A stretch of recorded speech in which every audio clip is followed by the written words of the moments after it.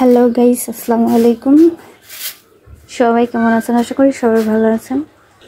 তো গাইস, প্রতিদিনকার মতো আজকেও একটা কাজ নিয়ে আপনাদের সাথে শেয়ার করতে চলে আসলাম।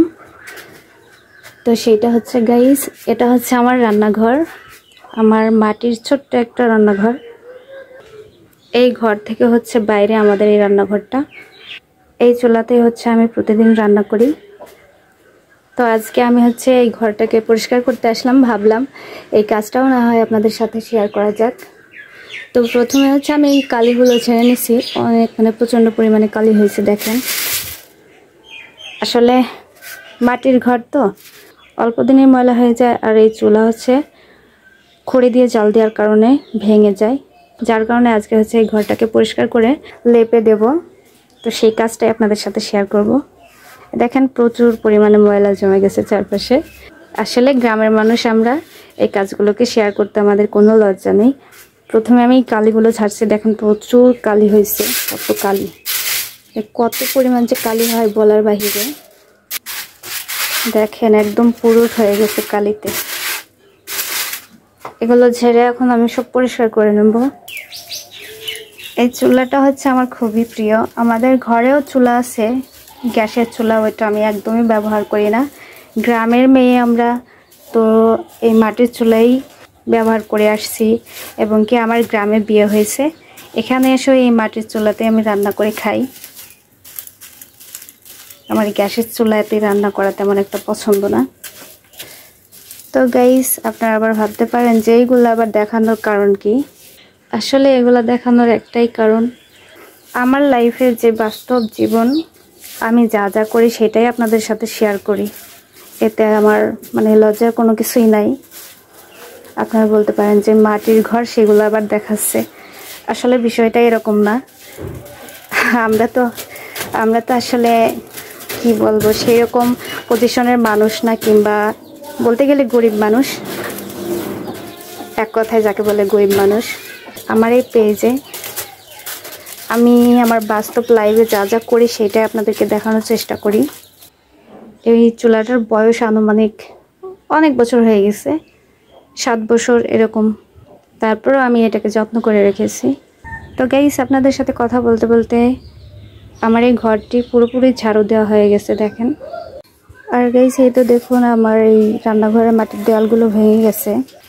এই তো দেখুন গাইস, চুলাটা কিন্তু অনেক জায়গায় ভেঙে গেছে। তো আমি হচ্ছে এই চুলার ভাঙা জায়গাগুলো আগে জুড়ে নেব। তো গাইস, আপনাদের সাথে এই সব ধরনের কাজগুলো শেয়ার করতে, দেখাতে আমার খুব ভালো লাগে। আপনারা কে কি মনে করবেন তা আমি জানি না। আসলে আমরা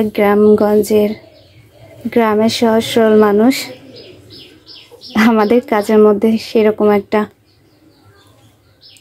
ভাব নেই, যাকে বলে স্টাইল। ওগুলো আমরা করতেই পারি না, বুঝিই না। এই তো গাইস দেখুন, চুলাটা আমার জোড়া দেওয়া হয়ে গেছে। তো এখন আমি কড়াইটা বসিয়ে দেখবো যে ঠিকভাবে বসে কিনা। তো ঠিকভাবে বসে গেছে। এই তো গাইস দেখুন, পুরা ঘরে যেখানে ভাঙাচোরা ছিল জুড়ে দিছে।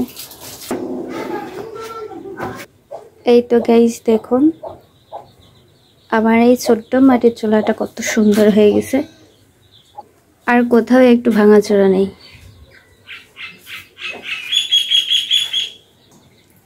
তো গাইস, আপনারা যারা জানতে আগ্রহী যে আমাদের এই মাটির ঘরের দেওয়ালগুলো আমরা কিভাবে লেপি, তাদের জন্য এই ভিডিওটা। এই দেওয়ালগুলো লেপতে একটু কষ্ট, আর এই যে নিচে এই লেপাটা খুবই সহজ, তবে আমাদের অভ্যাস হয়ে গেছে। এই তো দেখুন গাইস, 3টা দেওয়াল অলরেডি আমার লেপা শেষ। এই একটা